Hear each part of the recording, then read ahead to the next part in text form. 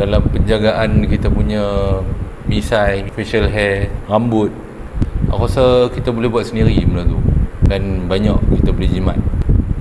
Contoh yang aku ada kan, 3 benda yang aku ada ni semua brand Kimi.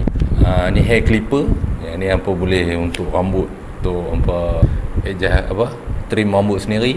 Yang ni pun untuk rambut, untuk jambang pun boleh, untuk buat outline kan. Dan shaver untuk shave bagi licin, yang mana yang perlu dilicinkan lah. Ni bukan untuk jambang dengan misai saja, seluruh badan boleh. Skill bagi seseorang lelaki tu perlu ada, kemahkan diri dia sendiri menggunakan alat-alat ni lah.